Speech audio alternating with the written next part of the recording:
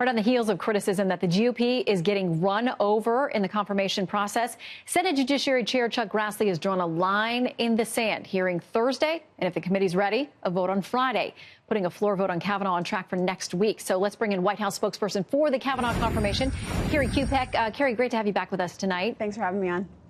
All right, I want to play something today that the president had to say about the second accuser who came forward to talk about Judge Kavanaugh. Here's what he said, and then we'll talk about some reaction. Well, it might not be him, and there were gaps, and she said she was totally inebriated, and she was all messed up, and she doesn't know it was him, but it might have been him. Oh, gee, let's not make him a Supreme Court judge because of that.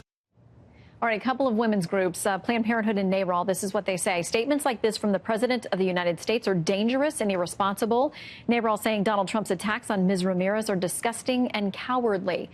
He's been very disciplined on talking about these accusers.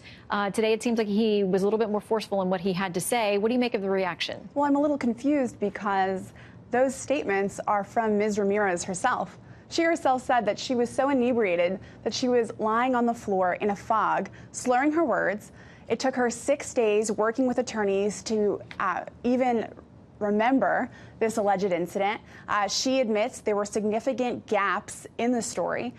The New York Times reported that Ms. Ramirez was calling her Yale classmates to see if they remembered the incident, and the New York Times refused to run the story because they, quote, called dozens of people to attempt to corroborate the story, unlike the New Yorker, and they weren't able to do it. So the New York Times wouldn't even run this story.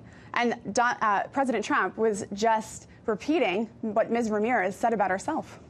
And what about continued calls for the White House to authorize or to ask the FBI to go ahead and do an additional investigation into these claims? People are pointing back to the Bush White House during the Anita Hill, Clarence Thomas hearings and saying, you know, they actually asked for a hearing. In fact, to that point, the Washington Post had a piece out today. It says, as for Kavanaugh, he might actually benefit from an FBI investigation. Without one, he will always have a cloud over his head. They went on to talk about the fact that he could actually benefit and clear his own name if you have an independent body like the FBI look into this.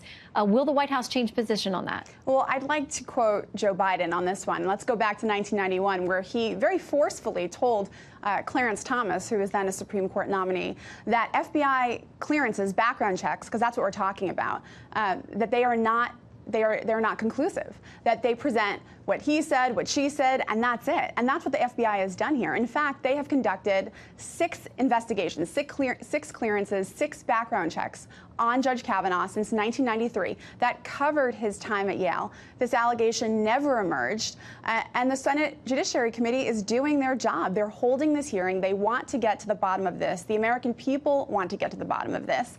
And Judge Kavanaugh, as he has repeatedly stated, is anxious to clear his name, which is why he even conducted, he did an interview just today with the Senate Judiciary Committee under oath, which is subject to criminal penalties if he was lying. And he emphatically told them that he did not do what Ms. Ramirez is alleging that he did. And, of course, he did a public interview with our Martha McCallum. We played a lot of that last night on our show. The AP, in reaction to that, says after the interview aired, the sense in the West Wing was relief that Kavanaugh was able to present an image to counter the allegations. Yet there remained concern among aides and Trump himself as to how Kavanaugh, who appeared shaken at times during the interview, would hold up facing far fiercer questioning from Senate Democrats on Thursday. We imagine it's going to get pretty feisty. Any advice or takeaways from last night as he preps for Thursday? Well, I think he should take comfort in the many, many people from across this country who have come out on his behalf. There was a press conference in Washington, D.C. just a few days ago where close to 100 women who personally know Judge Kavanaugh spoke to his incredible treatment of women. This included past high school girlfriends. This included former staff, former colleagues. There are so many letters submitted to the Senate Judiciary Committee on his behalf from these women and so many others. This is a man who is loved by so many. He has impeccable credentials. He has an incredible reputation. And I can't think of a more qualified human being to be our next Supreme Court justice. Well, the public will get a look at both he and Dr. Ford on Thursday, if she indeed shows. The Democrats expressing some concern that she may not. In the meantime, Kerri Kupec from the White House, thank you very much.